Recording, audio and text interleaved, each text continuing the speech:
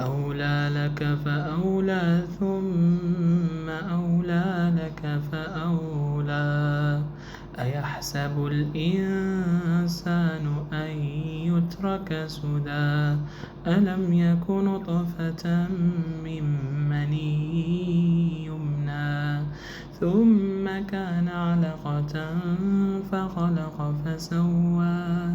فجعل منه الزوجين الذكر والأنثى أليس ذلك بقادر على أن يحيي الموتى